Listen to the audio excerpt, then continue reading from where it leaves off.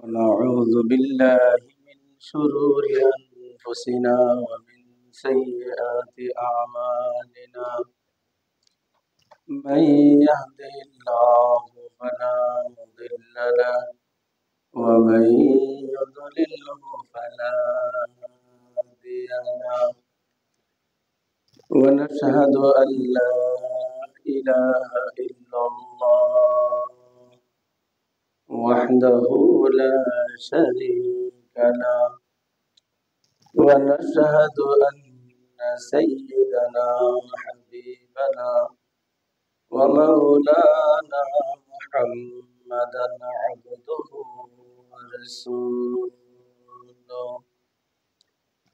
أما بعد فقد قال الله تعالى في كلامه المجيد وفرقانه الحميد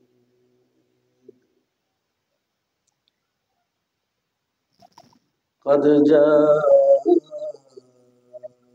جاءكم من الله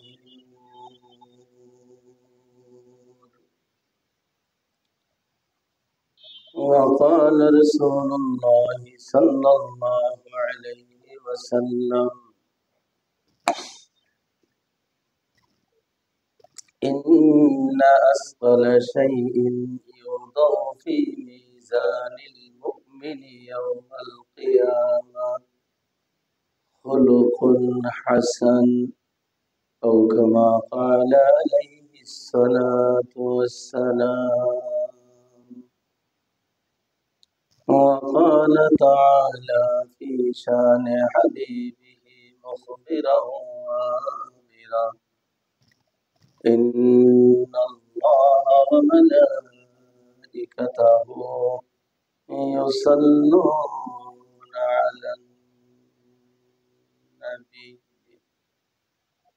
يا أيها الذين آمنوا صلوا عليه وسلموا تسليما اللهم صل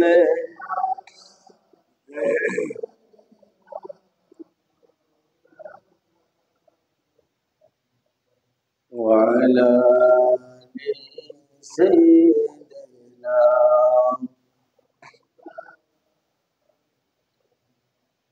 دکا دے الہی مدینہ کیسے بستی ہے کہ جس پہ رات دن مولا تیری رحمت برستی ہے اللہم صلی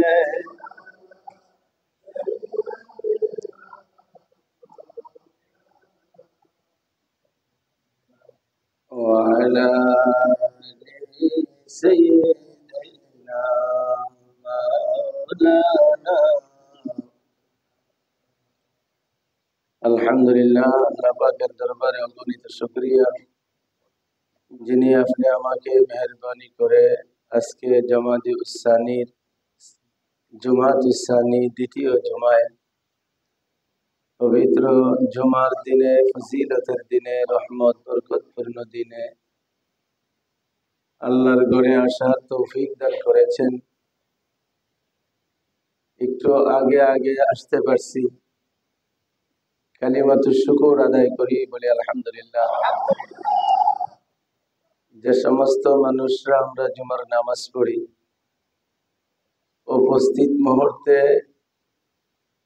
মনে হয় জুমার দিনের মুসল্লির কয় ভাগ হবে এখন যারা আছে মসজিদের আইডিয়া আছে তো এই মসজিদে কয় তালা 3 তালা এটা তো প্রথম তালা নিচতলা পুরাটা কি বসছে হ্যাঁ পুরাটা বসছে ঠান্ডা একটু গলাটা বসা একটু কষ্ট করে বুঝছেন কথাগুলি পুরাটা ভরে নেই উপস্থিত উপস্থিত মুসল্লি জুমার দিনে যা হয়, এক ভাই বলছে 5 ভাগের 1 ভাগ। আমার হিসাবে মনে হয় আরো কম হবে, কারণ মসজিদে 3 তলা, জুমার দিন ছাদেও মুসল্লি হয়। কথা ঠিক না? ছাদেও মুসল্লি হয়। ছাদ সহ হিসাব করলে প্রথম মূল মসজিদে বারান্দা, মাদ্রাসার জায়গা তো খালি, মূল মসজিদেরও 3 ভাগের 2 ভাগ হবে, 2/3 জায়গা পড়ছে। এই জন্য আজকে একটু আগে একটা কথা বলছি যে আল্লাহ পাক আগে আগে আসার জন্য আপনি আমাকে কবুল করছেন। আপনারা খুশি তো? তাতে সবাই খুশি? এদের ভিতরে একটা সুসংবাদ আছে। হাদিসের দৃষ্টিতে একটা সুসংবাদ হলো, যারা জুমার দিন আগে আগে আসে, সওয়াবের দিক থেকে পরবর্তী আনেওয়ালাদের চেয়ে তারা অনেক অগ্রগামী থাকে। সুবহানাল্লাহ কইলেন না? বরং এই কথাও হাদিসের ভিতরে আল্লাহর নবী বোঝার জন্য বলে দিছে, প্রথম যে লোকটা আসবে জুমার দিনে, ওর আমল নামায় আল্লাহ পাক জুমার দিনের ফজিলতের এক্সট্রা ফজিলত, জুমার দিনের ফজিলত তো আছেই, সবাই পাবে, মুসল্লি যারা জামাত পাবে, জুমার তারাও যারা সালামের আগে আইসা জামাতে ঢুকে যায়। মাসালা ঠিক আছে না? সালাম ফিরানোর আগেও যদি কেউ আইসা ঢুকে যায়, তারাও জুমার দিনের জামাতের সব পাবে। আলহামদুলিল্লাহ। এটা জুমার দিনের জামাতের সব, জুমার সব সবাই কম বেশ পাওয়া যাবে। এক্সট্রা ফজিলত হলো যারা আগে আগে আসবে, তাদের আমল নামায় আল্লাহ পাক অতিরিক্ত সব দান করবেন। কিরকম সব বলছে? যে লোকটা আগে আসে, আল্লাহ পাক তার আমল নামায় এক্সট্রা একটা কুরবানি দেওয়ার সব তার আমল নামায় দান করবেন। এই কুরবানিটা কিসের? এই 10,000, 12,000, 20,000 টাকার খাসি না, বরং একটা উট। এটাও যদি হিসাব করিতে ওই আগের যে সময় নবী হাদিসটা বলছেন, সেই সময় সিরাতে আনতে হবে। যে সময় নবী উটের কথাটা বলছেন, এই সময় আমরা দেশের সবচেয়ে বড় লোকের গাড়িদের যে দাম, 4 থেকে 5 কোটি টাকার গাড়ি আছে না? আছে তো? ঠিক এই পরিমাণ দাম ছিল আরবের দেশে মক্কার নগরীতে একটা উটের। জোরে বলি সুবহানাল্লাহ।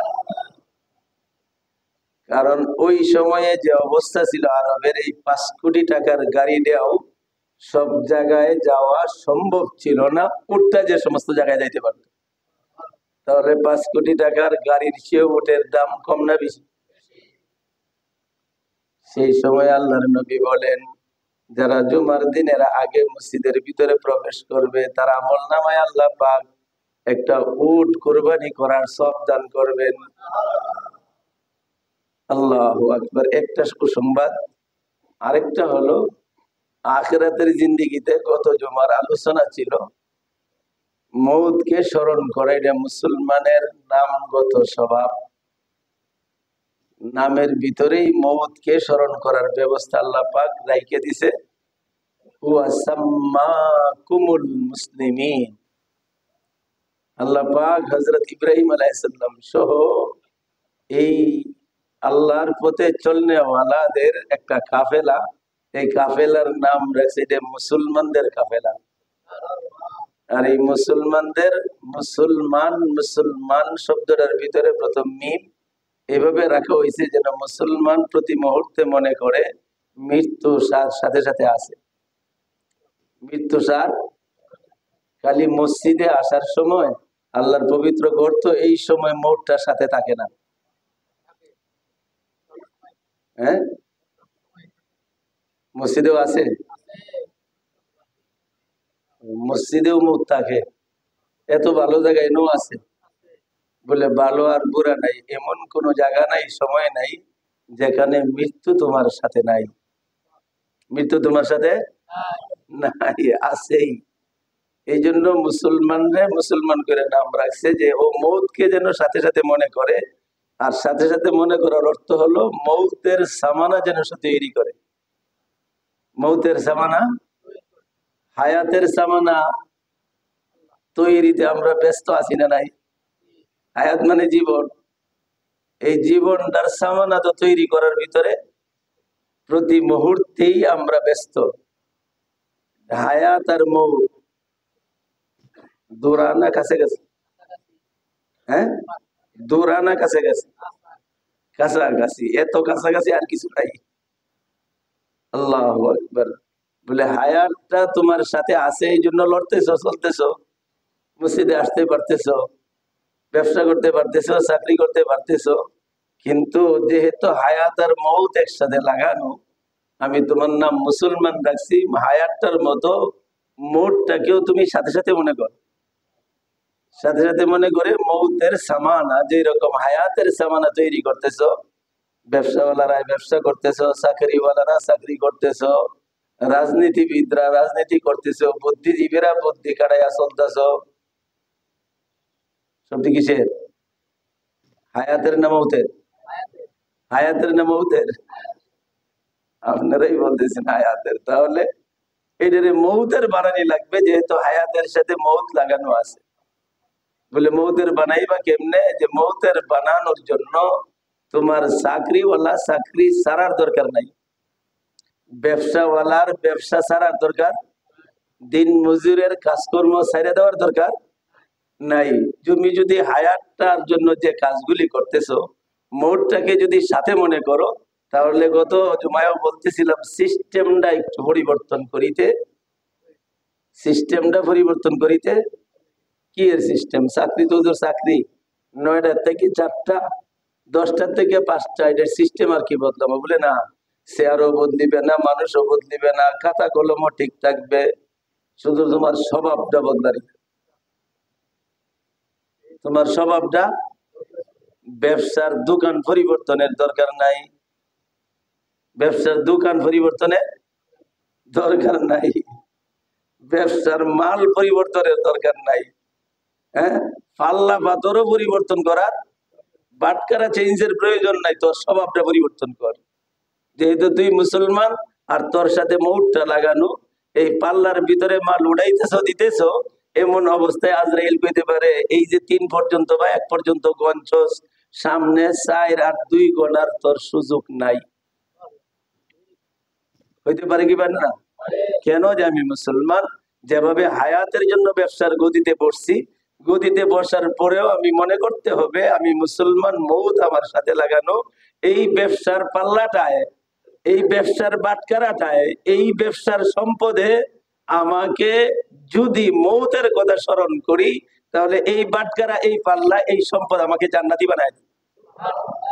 যদি মনে থাকে যে মরতে আমার হবে, এইখানে কম দেওয়া যাবে, কম দেওয়া যাবে, মালদা 7 নাম্বার, এটার 1 নাম্বার বলা যাবে, স্বভাব পরিবর্তন, সম্পদ পরিবর্তনের দরকার নাই, বাটকারা পাল্লা পরিবর্তনের দরকার নাই, ব্যবসায়ী ব্যক্তি নিজেও শারীরিক পরিবর্তনের প্রয়োজন নাই, শুধু স্বভাবটা বদলায়।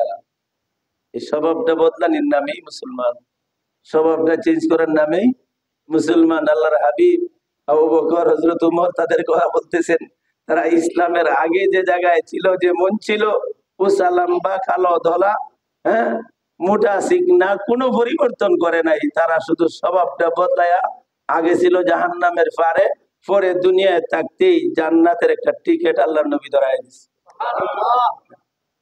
আল্লাহ ঘোষণা করে দিছে রাদিয়াল্লাহু তাআলা। আবু বকর তো কোনো চেঞ্জ হয় নাই, কোনো পরিবর্তন তো শারীরিক ভাবে হয় নাই, কোনো পরিবর্তন তো তাদের কাজকর্মের দিক থেকে হয় নাই, শুধু স্বভাবটা কি করছে? রাজি আছি? এই যে বলতেছিলাম, এই রাজি থাকার আরেকটা ঘটনা হলো, যারা আরো আধা ঘন্টা পরে আসবে তারাও জুমার নামাজ পড়বে। আমি আগে আসছি, একটু সময় যে আগে আসলাম। যদি জিজ্ঞেস করি কেন আগে আসলেন? জুমার নামাজ পড়ার জন্য, খুতবা শোনার জন্য। আরো কমস কম 20 মিনিট আধা ঘন্টা পরে আইলেও তো সম্ভব, কথা ঠিক না? বুঝতেছেন সবাই? আরো সম্ভব তো, আগে আসলেন কেন? কোন উত্তর দিতে পারবেন না। একটাই উত্তর আসবে যে হুজুর জুমার আগে কিছু সব ইমাম সাহেবরা, খতিব সাহেবরা কিছু আলোচনা করে, তা শুনবো। কেন শুনবেন? কেন শুনবেন? ওই যে এই যে সব বদলানির কথাটা বললাম না, বদলানোর জন্য আলহামদুলিল্লাহ বলেন। এই বদলানির নিয়তে আসা। এইখানে আসার পরেও যদি যেভাবে ঢুকলাম, যাওয়ার পরে 1 সপ্তাহ আগেও আসছিলাম, 1 সপ্তাহের পরে আবে আসলাম, এখনো আলোচনা শোনার পরে যদি সামান্যতম বদলাইতে না পারি, এই আধা ঘন্টা সময়ের জন্য জব কি দিবেন আল্লাহর কাছে? এরা তো বলবে আধা ঘন্টা সময় ব্যবসা করছি, বিবি বাচ্চার খোঁজ খবর নিছি, তোমরা আধা ঘন্টার সময় আগে গিয়ে বসে রয়েছো কেন? অতএব ভালো রূপে বুঝতে হবে যে এখানে আগে আসার উদ্দেশ্যই কিছু আলোচনা শুনবো কেন? শোনার মাকসাদ কি? বলে বদলানোর জন্য, কিছু জানবো এবং মানবো। যেগুলি জানতাম না এগুলি জানলাম, যেগুলি খারাপ স্বভাব এইগুলি ছাড়বো, যেগুলি ভালো স্বভাব সেইগুলি ধরবো। এটার নামই বদলানি, এটার নাম স্বভাব বদলানি। এইটা যদি উদ্দেশ্য না হয় তাহলে আগে আইসাও লাভ হবে। আর বদলাইতে যদি না পারি তাহলে মৌত মৌত মৌত মৌত হবে হবে। আরো হাজার হাজার লক্ষ লক্ষ মরে গেছে, আমিও তাদের সিরিয়ালে মরে যাব। আমার ভিতরে কোনো পরিবর্তন হবে? পরিবর্তনই তো বদলান, পরিবর্তন হওয়াই তো বদলানোরা একটা একদম কৈত্য ভাষায় বদলে গেছে গা। আর এইটারে শুদ্ধ ভাষায় লিখতে গেলে কয় পরিবর্তন হয়ে গিয়েছে। কথা ঠিক না? বদলাম তো ইনশাল্লাহ, বদলানির নিয়ত তো আছে, শোনাটা কাজে লাগবে। বদলাইতে না পারলেও নিয়তের কারণে আল্লাহ পাক এইটারও একটা বরকত আলাদা করে দান করবে। দ্বিতীয় কথা হলো, এই বদলানোর চিন্তা, পরিবর্তনের চিন্তা যারা আগে আগে করে, সবচেয়ে বড় পরিবর্তনটা হবে এই দুনিয়া থেকে চলে যাওয়ার পরিবর্তন। আরো বলছি অনেকদিন, সবচেয়ে বড় পরিবর্তন হবে, কথা না বলি ভাই, কথা না বলি ভাই,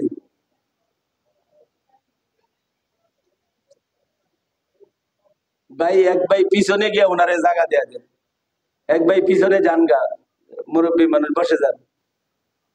আমি আগেই বলছি ভাই কথা বলতে খুব কষ্ট হইতেছে ভাই, আর সাউন্ড না করি, ঠিক আছে, অন্যরা আওয়াজ না করলাম, বসে যাই। শফিক সাহেব বসে যান।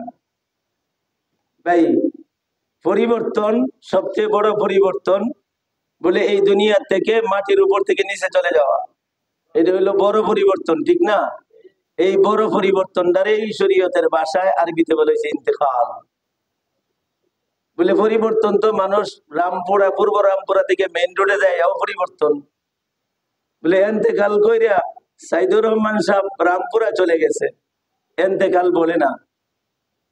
বাংলাদেশ চাইরে ইন্ডিয়া গেছে, এন্তেকাল বলে না। এটা তো পরিবর্তন বলে না। সবচেয়ে বড় পরিবর্তন হলো মাটির উপর থেকে নিচে চলে যাওয়া, যদিও একদম কাছাকাছি। হ্যাঁ, মরছেবেলা মানুষটা মাটির 2.5 ফিট উপরে ছিল, মরার পরে মাটির 2.5 ফিট নিচে চলে গেছে, নাম লেগে গেছে, এন্তেকাল হয়ে গিয়েছে। কথা ঠিক তো? বলে এটার পরিবর্তন বলেন গেলে এটা সবচেয়ে বড় পরিবর্তন। এই দুনিয়াতে যারা পরিবর্তনের চিন্তা নিয়ে দুনিয়াটা করে, দুনিয়াতে যারা পরিবর্তনের টেন্ডেন্সি মন মানসিকতা নিয়ে যারা জীবনযাপন করে, ব্যবসায়ীরা ব্যবসা করে, চাকরিজীবীরা চাকরি করে, পরিবর্তনের আশায় যে পরিবর্তন হব, পরিবর্তন করব, এই টেন্ডেন্সি যাদের ভিতরে থাকে, বলে সবচেয়ে বড় পরিবর্তনের সময় আল্লাহ পাক তাকে আসল পরিবর্তন করে জান্নাতি বানায় দিবে। আসল পরিবর্তন কি? যে তুমি উল্টা পাল্টা অনেক কিছু করছো, চেষ্টা করছিলা পরিবর্তন হওয়ার জন্য, আল্লাহ পাক তোমাকে সত্যিকার অর্থে যদি মুসলমানের বাইরের কিছু কাজের সাথেও তোমার নামটা লাগানো থাকে, কাজটা লাগানো থাকে, ব্যবহারটা লাগানো থাকে, বড় পরিবর্তনের সময় আল্লাহ পাক সব কিছু মাফ করে দেয়া, যে এটার ভিতরে পরিবর্তনের চেষ্টা ছিল, পরিবর্তনের একটা পরিকল্পনা ছিল, যা সব বড় পরিবর্তন আমি বড় পরিবর্তনের সময় করে দিলাম। আমি তাকে মুসলমানের নামটা পুরি কমপ্লিট কইরা জান্নাতি বানায়া দেহটা দেখায়া তারে দুনিয়া থেকে বিদায় দিয়ে দিলাম। অর্থ বলে আজকেই দুনিয়াতে যারা আগে আগে চেষ্টা করে জুমায় আসে, আগে আগে চেষ্টা করে হালাল ভাবে জীবনটাকে গঠনের চেষ্টা করে, পরিবর্তনের চেষ্টা মন মানসিকতা যাদের ভিতরে আছে, আল্লাহ পাক মৌতের আগে হাজারো হাজার রহমতের ফেরেশতা পাঠাইব উদ্ধারে। বলে তো জিন্দেগিটা শেষ করছে পরিবর্তনের মন মানসিকতা নিয়ে, পরিবর্তন হওয়ার টেন্ডেন্সি নিয়ে, পরিবর্তন হওয়ার চেষ্টা নিয়ে সে দুনিয়া থেকে বিদায় হয়েছে। তোমরা গিয়া তাকে সাহায্য করো, সে যেন মৌতের সময় তার আসল মালিককে একবার ডাক দিয়া আসল মালিকের নামটা জবান থেকে উচ্চারণ করে যেন বিদায় নিতে পারে।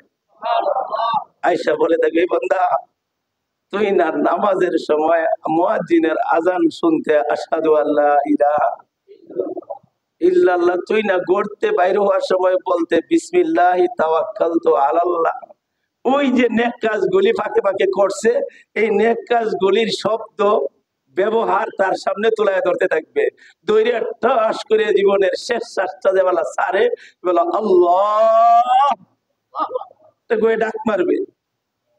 এটা হলো আল্লাহর নবীর থেকে পাওনা। নবী দুনিয়া থেকে চলে যাইতেছেন, জিবরাইল আলাইহিস সালাম আসছে, আল্লাহর হাবিব জিজ্ঞেস করে, বন্ধু দুস্থ, তুই তোমার এত সৈক্যতা ছিল বিশ্ব নবী মুহাম্মদুর রাসূলুল্লাহ সাল্লাল্লাহু আলাইহি সাল্লামের সাথে, তুই তো আরো করতো, একজন আরেকজনকে মাঝে মাঝে তুইও বলতো তুমিও বলতো। বলতেছি দোস্ত এই সময় আসতে কেন? এই সময় তো কোনো সময় ওই টই নিয়ে আস না, এই সময়ে যে আসলে ওই বন্ধু আমি একা আসি নাই, আরেকজন আসছে। আরেকজন আসছে মানে কয় আজরাইল আসছে। ওই কয় তো বাহিরে, বলে আজরাইল আসলে তো বাহিরে থাকার কথা না, বলে না এখানে ব্যাপারটা ভেজাল। আজরাইল বাহিরে দাঁড়ায় রয়েছে, আল্লাহ পাক পাঠাইছে বন্ধুর কাছে আগে যাইবে, পারমিশন নিবে, যদি অনুমতি দেয় তো কাছে যাইস, কাছে যাইস, পারমিশন ছাড়া ভিতরে যাইস, বাইরে দাঁড়ায় আছে। জিবরাইল আলাইহিস সালামকে বললেন, জিবরাইল দোস্ত আজরাইলকে বলো ভিতরে আসতে বলো। ভিতরে আসছে, আয়েশা প্রথমে সালাম দিয়ে বলতেছে যে আল্লাহ পাকের এই আদেশ ছিল, নিয়ম ছিল, বিধান ছিল আজকের জন্য যে আমি বাইরে অপেক্ষা করব, আপনি অনুমতি দিলে পরে আস। বলে খবর বলো। বলে খবর হলো আল্লাহ পাক জানায় দিছে যে আপনি যদি এই দুনিয়াতে আরো থাকতে চান, যতদিন ইচ্ছা, সুবহানাল্লাহ বলেন, যতদিন ইচ্ছা ততদিন থাকতে পারেন। আর আর যদি আপনি মনে করেন যে থাকবেন না, মালিকের কাছে চলে যাবেন, তাহলে আল্লাহ পাক এইটাও বলে দিছে যে আমার বন্ধুরে নিয়ে আইসো। কি করবো আমরা?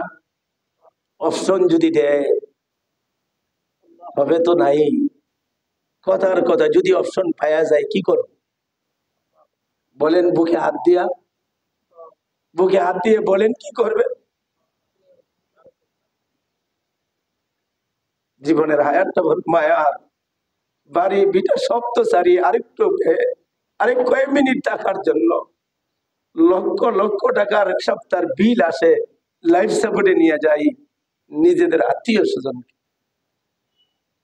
আল্লাহর হাবিব চিন্তায় বললেন কি করবে? আল্লাহ এটা আবার মনে করেন না, বলে আরো বুঝো দুনিয়াতে থাকার জন্য। উনি বোধহয় চিন্তায় পড়ে গেছে। একবারও না, হাদিসের ভিতরে ব্যাখ্যা আসছে বিস্তারিত। জিবরাইল আলাইহিস সালামের দিকে তাকাইলেন, জিবরাইল তুমি তো আমার অন্তরঙ্গ বন্ধু, একটু পরামর্শ কি দিতে পারো, আমি কোন সিদ্ধান্তটা নিব? সুবহানাল্লাহ, কি সিদ্ধান্ত? আল্লাহু আকবার। জিবরাইল আলাইহিস সালামের চোখেও পানি, পানি পড়তেছে, বলতেছে হুজুর মাফ করবেন, এই ব্যাপারে আমি কোনো পরামর্শ আপনাকে দিতে, এইখানে সিদ্ধান্ত আপনার নিতে হবে, কারণ এইখানে ইন্টারফিয়ার করার মতো যোগ্যতা আমি জিবরাইলের নাই। তবে যেহেতু বলছেন অন্তরঙ্গ বন্ধু, আমি একটা অবস্থা আপনাকে বলতে পারি। বলে বলো দোস্ত, বলো কি অবস্থা? বলে আসার সময় দেখে আইছি আল্লাহ পাক অধীর আগ্রহ নিয়ে আপনার অপেক্ষায় আছে, আপনার অপেক্ষায় আছে হুজুর, এই অবস্থাটা বলতে পারবো, তবে সিদ্ধান্ত নেবেন আপনি, সিদ্ধান্ত নেবেন আপনি। আল্লাহর হাবিব বলে, জিবরাইল আমার সিদ্ধান্ত হয়ে গেছে, আমার সিদ্ধান্ত আমার বুঝে আইসে গেছে। সুবহানাল্লাহ বলেন। তবে এর আগে আমি তোমার কাছ থেকে একটা জিনিস মাওলার তোমার কাছ থেকে জানতে চাই, আমার উম্মতের কি অবস্থা হবে? আমি যদি চলে যাই আমার উম্মতের অবস্থা কি হবে? উম্মতের যে অবস্থা, আল্লাহ মাফ করুক, একজন বালা ফাঁকা ইমানদার ব্যক্তির দুনিয়ার কর্মকাণ্ডের অবস্থা, মুসলমান নামদারি আমাদের অবস্থা, পৃথিবীতে, সমাজে, ব্যক্তিগত পরিবারে একজন মুসলমানকে দেখান, একজন পরিবারের কর্তা সুন্দর করে তার পরিবার চালাইতেছে, একজন সমাজের নেতা সুন্দর করে তার সমাজ চালাইতেছে, মুসলমানি সমাজ। একজন ব্যবসায়ী মুসলমানের ব্যবসা করতেছে, একজন চাকরিজীবী মুসলমানের চাকরি করতেছে, একজন রাজনীতির নেতা মুসলমানের নেতৃত্ব দিতেছে। এই অবস্থা আল্লাহর হাবিবের সামনে আল্লাহ পাক প্রথম দিনই সব জানায় দিছে, বন্ধু তোমার অবস্থা, উম্মতের অবস্থা এই, কিয়ামত পর্যন্ত তোমার উম্মতের অবস্থা এই। আল্লাহর নবী জিবরাইল আলাইহিস সালামকে বলে, জিবরাইল, আমার উম্মতের কি অবস্থা হবে? এদের যে কর্মকাণ্ড, এদের যে অন্যায়, এদের যে অপরাধ, এদের যে গুনাহ, এদের যে পাপ, এই অবস্থায় আমি চলে যাওয়ার সাথে সাথে হইতে পারে আল্লাহ পাক রাগ হইয়া সারা পৃথিবীর উম্মতকে একসাথে ধ্বংস করে দিবে। আমি শেষ নবী, আমার উম্মত যদি শেষ হয়ে যায়, আমি উম্মতের অবস্থা জানতে চাই। তুমি একটু আল্লাহর কাছে জিগাও আমার উম্মতের কি অবস্থা হবে। আল্লাহ রাব্বুল আলামিন জিবরাইল আলাইহিস সালাম গেছেন, গিয়ে সালাম দিয়ে বলছে, আপনার বন্ধু তার উম্মতের অবস্থা জানতে চায়, উম্মতের অবস্থা জানতে চায়। জিবরাইল, দেরি করো না, চালু যাও, তাড়াতাড়ি যাও, আমার বন্ধুকে বলো আমার বন্ধুর উম্মতের জিম্মাদারি আমি আল্লাহ পাক আমার হাতে নিয়েছি, আমার হাতে নিয়েছি। বলে কি হবে? বলে বন্ধুকে নিশ্চিন্ত করে দাও, বন্ধুকে জানায় দাও যত অন্যায় অপরাধে আমার বন্ধুর উম্মতেরা করুক, মাশরিক থেকে মাগরিব, জুনুব থেকে শিমাল, পূর্ব থেকে পশ্চিম, উত্তর থেকে দক্ষিণ পর্যন্ত আমার বন্ধুর সমস্ত উম্মতকে আমি একসাথে কখনো ধ্বংস করব না, কখনো ধ্বংস করবো না। যদি বাংলাদেশের সুবিধা হয়, ইন্ডিয়ার হিন্দুদের থেকে মুসলমান বানাই আমি মুসলমানদের ইসলামকে হেফাজত করব। বন্ধুকে জানায় দাও আমি সারা পৃথিবীর মুসলমানদেরকে, আমার বন্ধুর উম্মতকে একসাথে ধ্বংস করব না। হযরত জিবরাইল আলাইহিস সালাম বললেন যে আল্লাহ পাক তো আপনার উম্মতের জিম্মাদারি নিয়েছে, ধ্বংস করবেন। হযরত রাসূল করিম দয়ার শাহওয়ার উম্মতের কান্ডারি রাহমাতুল লিল আলামিন বলে, জিবরাইল আমার আর চিন্তা নাই, আমার আর চিন্তা নাই, আল্লাহ যদি আমার উম্মতের জিম্মাদারি নেয়, তাদেরকে যদি সমূলে ধ্বংস না করে, তাহলে আমি আর একটা মুহূর্ত এই দুনিয়াতে থাকতে চাই না। আল্লাহু আকবার, দুনিয়াতে থাকতে চাই না। কিতাবের ভিতরে আছে হযরত আয়েশা রাদিয়াল্লাহু তাআলা আনহা এই সময় নবীজির প্রচন্ড জ্বর, মাথা ধরা, প্রচন্ড জ্বর। এই রে মক্কা মদিনার জ্বর, আমরা বাংলাদেশের জ্বর। আল্লাহু আকবার। একবার মক্কার হায়াতের ভিতরে জ্বর আসছে, গেছি ক্যাপসুল কেনার জন্য, এই বড়, যাদের অভিজ্ঞতা আছে হয়তো বুঝতে পারবেন, এই বড় একটা ক্যাপসুল দিছে, বড়ি বড়ি, প্যারাসিটামলের মতন পাউডার দিয়ে বানানো, কিন্তু সাইডে হলো 50টা প্যারাসিটামল হবে, একটা বড়ি দিছে। আমি ডাক্তারের বললাম যে খাবো কেমনে, এত বড় বড়ি, এটা কি এই জ্বরের লেগে এত বড় ঔষধ? বলে হুজুর এটা তো বাংলাদেশের জ্বর না, এটা আরবের জ্বর। মক্কার জ্বর সাংঘাতিক কঠিন জ্বর, মদিনার জ্বর বড় কঠিন জ্বর। বলে এটা খাবো কেমনে? বলে এইভাবে আস্তা খাওয়ার দরকার নাই, একটা গ্লাসের ভিতরে পানি নিবেন, বড়িটা ছাইড়া দিবেন, মুহূর্তের ভিতরে গড়িটা গুলে যাবে, পরে পানিটা খাইয়া দিবেন। এইটাই খাইতে হবে। এখানের আবহাওয়ার সাথে যে তোর শরীরের তাপ পরিবর্তন হয়ে গেছে, এইখানের ওষুধ না খায়া বাংলাদেশের প্যারাসিটামলে এই জ্বর থামবে না। আল্লাহু আকবার।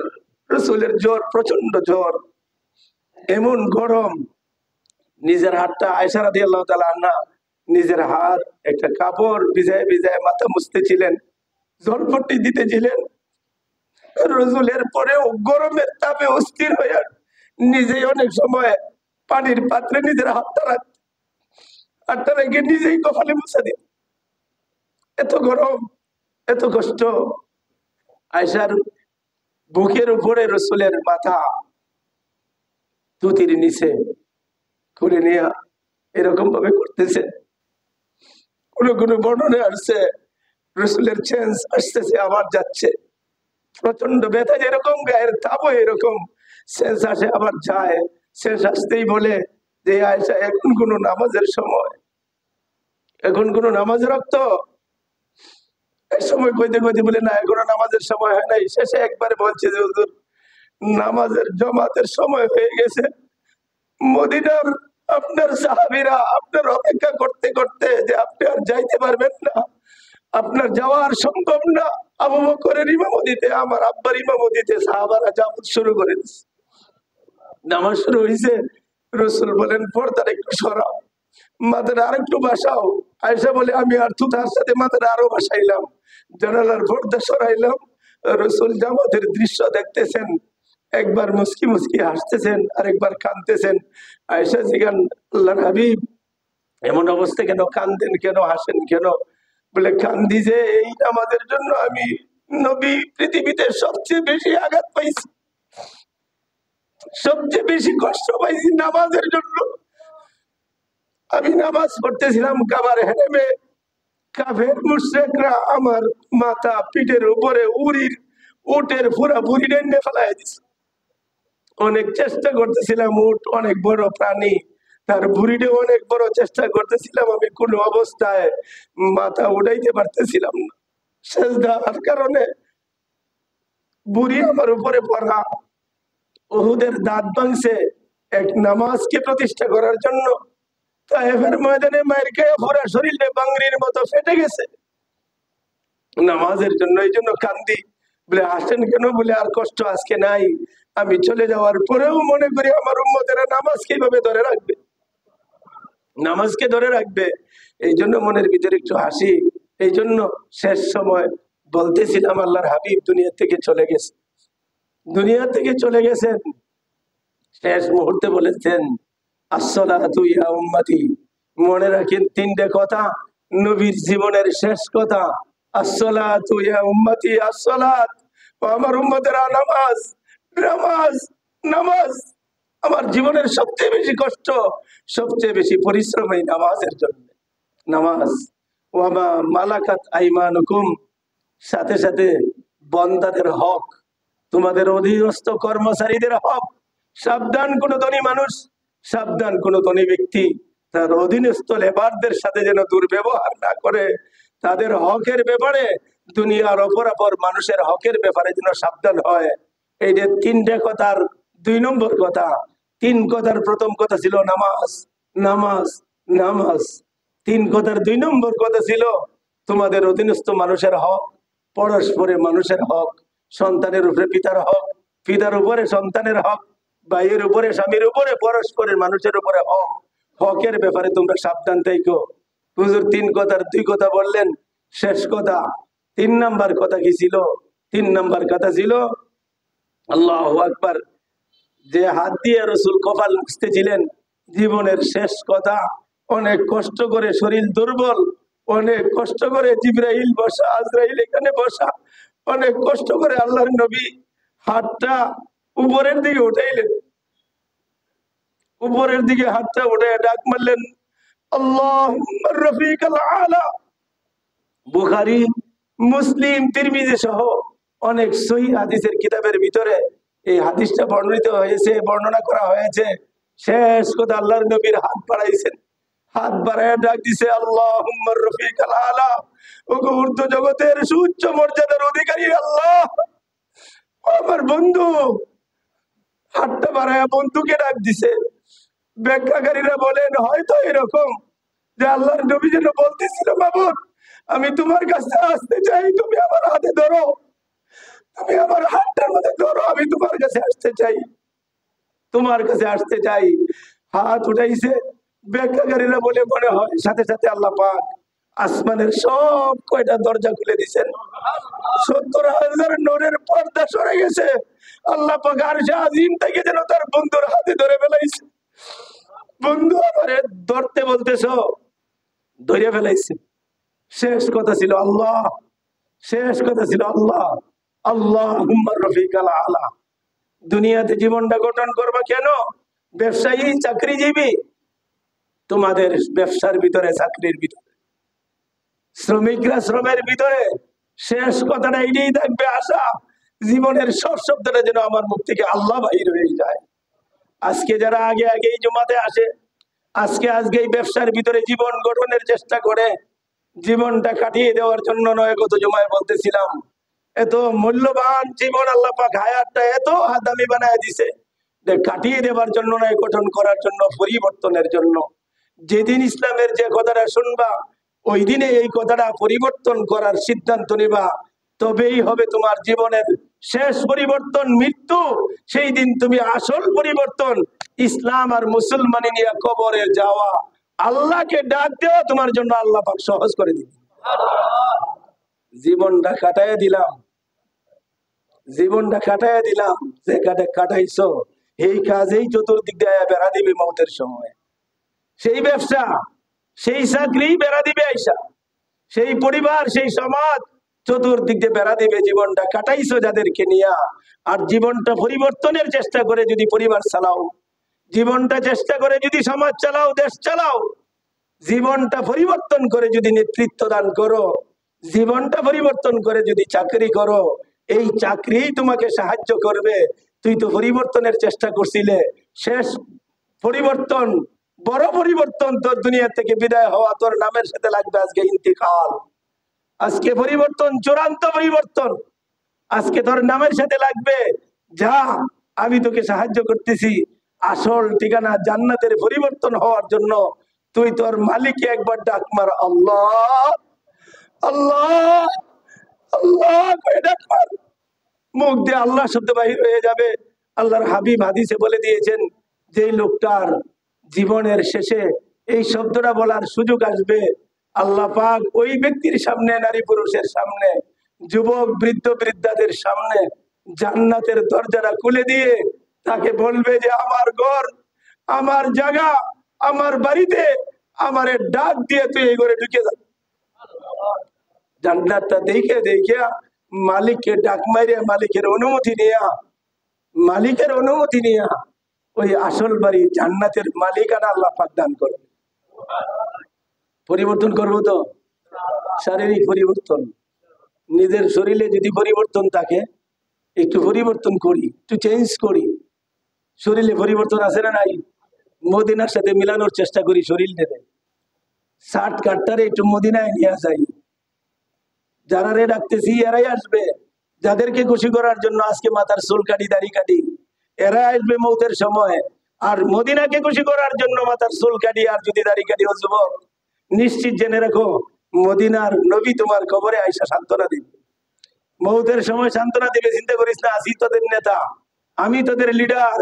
দুনিয়ার সব লিডার নেতারা যতটুক সামর্থ্য আছে, সেই সামর্থ্যটুকুর জন্য তোর ডাকে মোবাইলে সাড়া দেয়। আমি তোদের এমন নেতা, মৃত্যুর আগেই আল্লাহর কাছে জিম্মাদারি দিয়ে গেছি। আল্লাহ পাক ওয়াদা করে রাখছে, বন্ধু তোমার পারমিশন ছাড়া তোমার একটা সদস্যকেও আমি জাহান্নামে দিব না। অতএব আমার সাথে একটু মিল কর, শরীরের মিল কর, লেবাসের মিল কর। লেবাস কি সবারই জুব্বা ভরা লাগবো? বলে না, এরপরেও শালীনতা ভদ্রতার পোশাক পরো।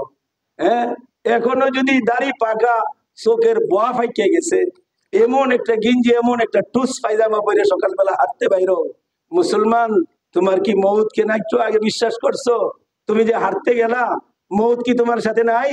মসজিদে যদি থাকে, বাথরুমে যদি মৃত্যু হয়, হাঁটার ভিতরে মৃত্যু হবে না? তুমি কি লাগাইলা? যা আছে শরীরের উঁচা নিচা সব দেখা যায়। একটা টাইট গেঞ্জি ফালকা, একটা টুস পায়জামা পরে, চোখের বডিও সাদা হয়ে গেছে, হাঁটতে বেরিয়েছে। ড্রেস হুজুরের মতো, সৌদির মতো জুব্বা পরার দরকার নাই, ভদ্রতার পোশাক পরো। আল্লাহ পাক বলছে, শার্ট এই গায়ে দাও, ভদ্রতা রাখো। প্যান্টটা পরো, ভদ্রতার প্যান্ট পরো। পায়জামা পরো, ভদ্রতার পায়জামা পরো। ও যুবক, তুমি কিভাবে এখনো কোন দেশের নায়কদের মতো তুমি এখনো হাফ প্যান্ট পরে আমাদের ছেলেরা রাস্তায় বাহির হয়? হাফ প্যান্ট নাই বোধহয় রামপুরাতে। নিজের শরীরের পরিবর্তন করার নিয়ত করি, আল্লাহ তৌফিক দান করুক। পরিবর্তন করবো তো ইনশাল্লাহ। পরিবর্তন করি শরীরের ভিতরে, পোশাকের ভিতরে একটু ভদ্রতার পোশাক পরি, শালীনতার পোশাক পরি। সব পোশাকেই নামাজ জায়েজ আছে, সব পোশাকেই নামাজ জায়েজ আছে। একটু শালীনতার দিক কি? এখনো যদি তুমি গেঞ্জি পরে মসজিদে নামাজ পড়ো, দাড়ি চুল বোয়া সব সাদা হয়ে গেছে, এখন তোমার মন্ডল হয় না একটা শার্টেই পরো, ডোলারা একটা শার্ট পরো, হাতটা একটু লম্বা করে বানাও, এইখানে এই মহিলাদের ব্লাউজের মতো শার্ট পরে আসো, তোমার শরীরের পরিবর্তন করো, বাহ্যিক পরিবর্তন। বাহ্যিক পরিবর্তনটা যখন তোমার শরীরে আনবা, আল্লাহ পাক বলেন তোর ভিতরটা পরিবর্তনের জন্য আমি আল্লাহ পাক তোর ভিতরে ঢুকে যাব, তোর ভিতরে ঢুকে যাবো। এটার নাম লা ইলাহা ইল্লাল্লাহ মুহাম্মাদুর রাসূলুল্লাহকে বাহ্যিকে আন, শরীরের ভিতরে আন। এটার নাম মুসলমানি, এটার নাম মুসলমানি। বাহ্যিকে শার্ট কাটে পোশাক দিতে মুহাম্মাদুর রাসূলকে আন, আমি আল্লাহ পাক তোর ভিতরে ঢুকবো, ভিতরটারে ঢুকিয়া আমি আল্লাহর বাড়ি বানায়া জান্নাতের বাড়ির উপযুক্ত করে দিব। আমি যখন তোর ভিতরে থাকবো, মৌতের সময় আজরাইল যত বাহাদুরি করে আসুক, আমি তোর ভিতরে আসি। আজরাইল হাত দিলে চিন্তা করে হাত দিব, কই হাত দেই? হ্যাঁ, কোন এসপির বাড়িতে ডাকাতি করা, যদি সাইনবোর্ড থাকে এটা এসপির বাড়ি, হ্যাঁ, ডিএমপি কমিশনারের বাড়ি, এখানে সুর ডাকাত সহজে যাইব না, উপায় নাই, ধরলে পরে আরো খুঁজে পাওয়া যেত না। যেখানে আল্লাহ বসে থাকবে, আল্লাহর হাবিবকে বাহ্যিক ভাবে আনবা, আল্লাহ কয় আমি ভিতরে থাকবো। আজরাইল যত বড় ক্ষমতার অধিকারী হোক, তোমার গায়ে হাত দিলে চিন্তা করে হাত দিবে। কষ্ট দেওয়ার সুযোগ, কষ্ট দেওয়ার সুযোগ নাই। আমি ভিতরে যেহেতু আছি, শত কষ্টের ভিতর দিয়া তোর মুখ থেকে বাইর হবে আল্লাহ আল্লাহ আল্লাহ। মিলে যাবে মদিনার বিশ্ব নবীর সাথে, তিনিও আমাকে ডাক দিয়ে চলে গেছেন, আমি উপর থেকে হাত ধরে ফেলেছি। তুই যখন সেই মদিনার নবীর সাথে মিলে যাবে, আমি আল্লাহ পাক আমার কুদরতির হাত তোর শরীরের ভিতরে রাইকে বলবো, বল আল্লাহ, আমারে ডাক, আমারে ডাক, আমারে ডাক। আমি তোর মুখ থেকে বাইর করে দিই, চেষ্টা করবো তো ইনশাআল্লাহ। আল্লাহ পাক তৌফিক দান করুক, সকলে বলে আমিন। ওয়া আখিরু দাওয়ানা আলহামদুলিল্লাহি রাব্বিল আলামিন। যারা সুন্নত পড়ি নাই সুন্নত আদায় করেন।